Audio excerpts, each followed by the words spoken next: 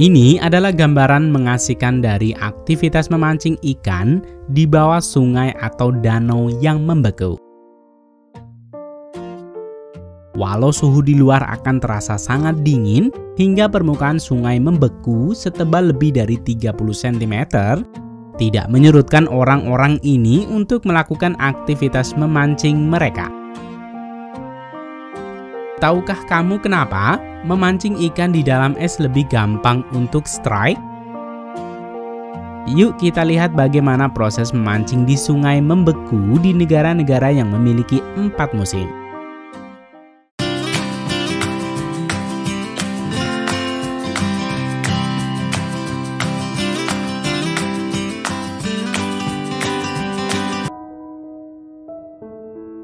Sebenarnya, aktivitas memancing di atas sungai yang membeku seperti ini tidak bisa dilakukan di semua negara yang memiliki 4 musim atau sekedar adanya salju yang turun.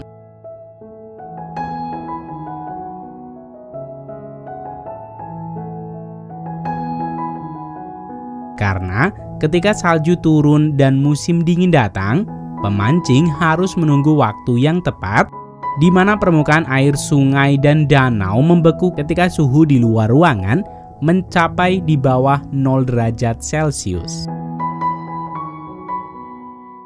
Dan setelah permukaan danau mulai membeku, hal lain yang harus ditunggu para pemancing adalah ketebalan permukaan sungai yang cukup untuk menahan beban manusia dan cuaca yang cerah.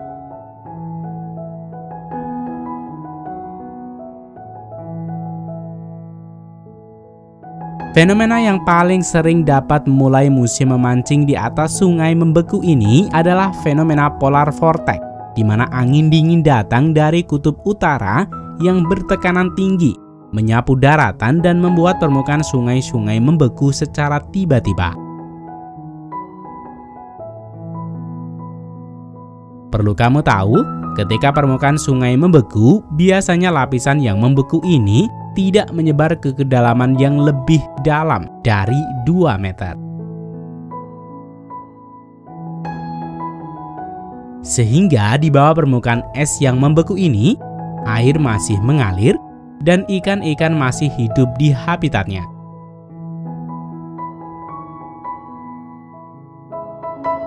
Namun di kolam yang kedalamannya dangkal, musim dingin yang cukup keras mungkin cukup untuk membekukan dan membunuh ikan yang ada di dalamnya.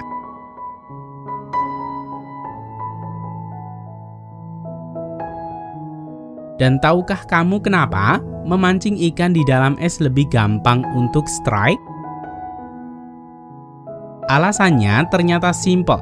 Ketika permukaan sungai membeku, hal ini membuat ikan-ikan tak memiliki akses terhadap plankton, hewan invertebrata, dan serangga sebagai sumber makanannya.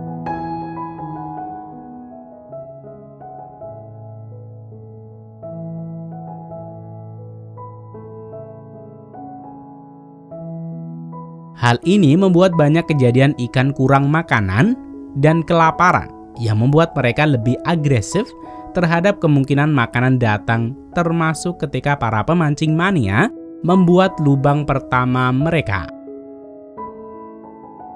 Sehingga ketika mendapat nasib baik, ikan akan tiba-tiba muncul secara berjamaah seperti ini.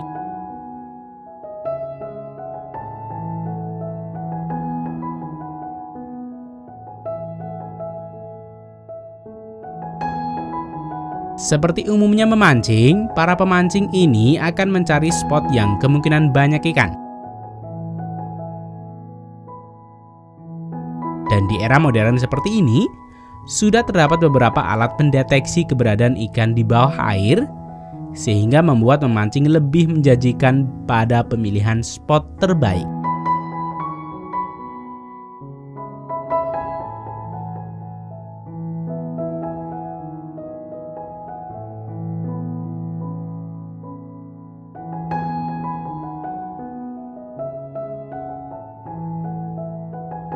Dan selanjutnya mereka akan mengebor permukaan es untuk membuat lubang sebagai tempat memasukkan umpan.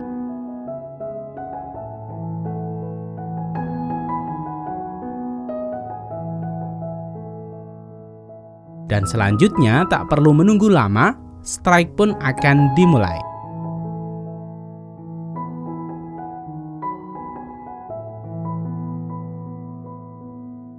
Beginilah keseruan memancing di es di atas sungai yang membeku.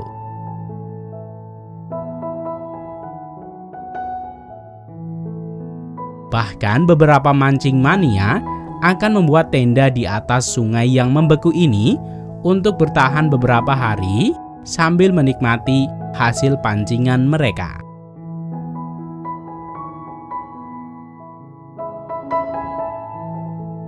Bagaimana menurut Anda? Apakah kamu juga tertarik untuk memancing di atas sungai yang membeku seperti ini?